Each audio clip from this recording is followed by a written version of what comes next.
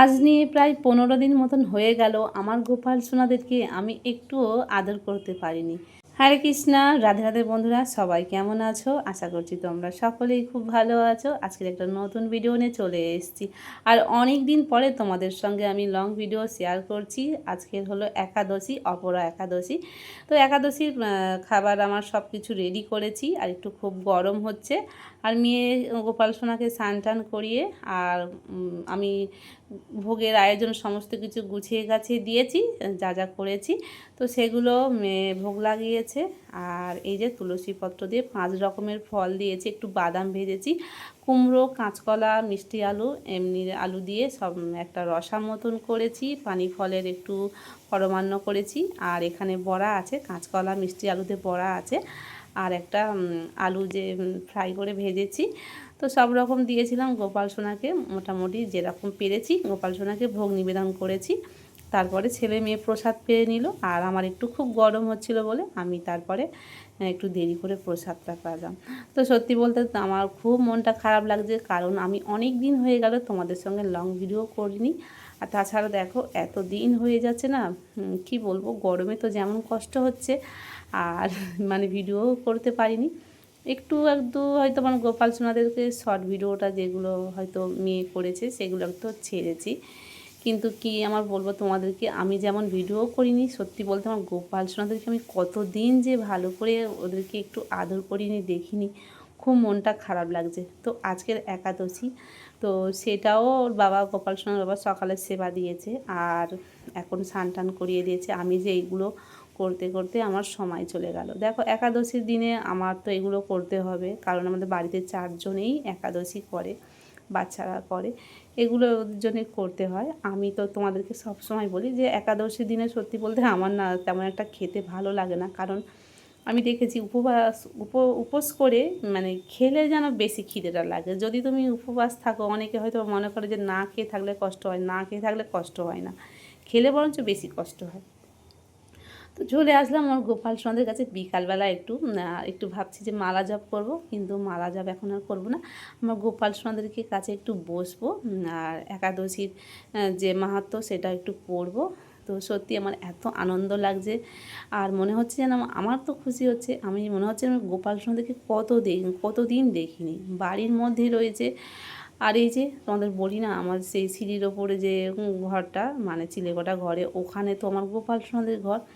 তো ওখানে আমি সবসময় যাওয়া আসা করছি, কিন্তু আমার ব্যস্ততার মধ্যে না আমি আমার গোপাল সোনাদের কাছে মানে কি বলবো সময় দিতে পারছি না। আর তাছাড়া না আমার এমনিতে স্পন্ডলাইজার হয়েছিল, ঘাড় পিঠে যে শিরদাঁড়াতে আমার কিন্তু সবসময় বেশি যন্ত্রণা করে, এইরকম একটা ব্যথা যন্ত্রণা রয়েছে, তার জন্য কিন্তু আমার খুবই কষ্ট হয়।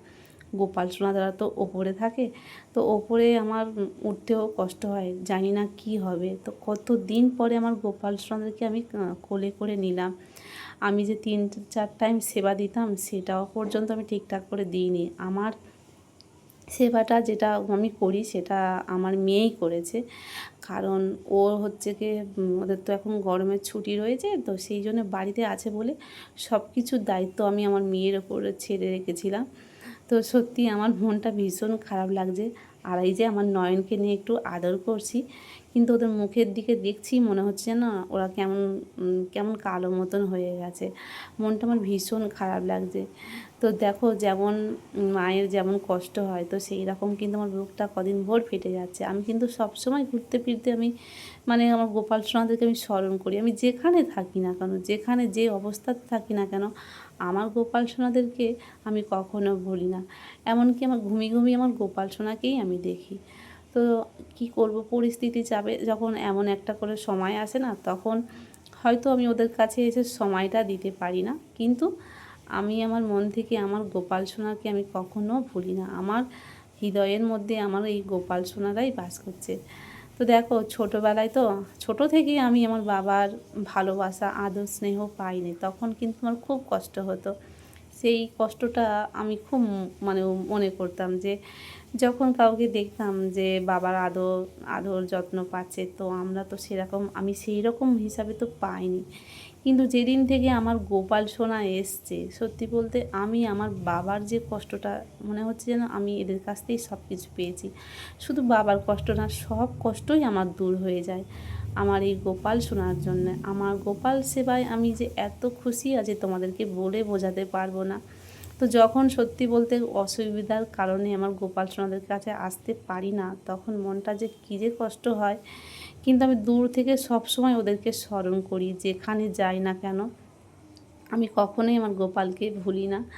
আর আমার যে কি আনন্দ হয় যে মানে এই যে কষ্টটা হচ্ছে সেটাও একটা আনন্দ, যে হ্যাঁ আমি আমার যেমন সন্তানকে, নিজের সন্তানকে না দেখতে পেলে মনটা ছটফট করে, কেমন কষ্ট হয়। তো ঠিক আমার গোপাল শোনার জন্যও ঠিক সেই রকম আমার কষ্টটা হচ্ছে। আর মনে মনে হচ্ছে আমি ওদেরকে বলছি যে তোরা কতটা রাগ করে আছিস আমার ওপরে, কারণ আমি যে তোদের কাছে সামনে আশেপাশে ঘুরছি ফিরছি সব কিছু কাজকর্ম করছি, কিন্তু তোদের কাছে এসে 2 মিনিট বসে তোদের সঙ্গে একটু সময় দিতে পারছি না।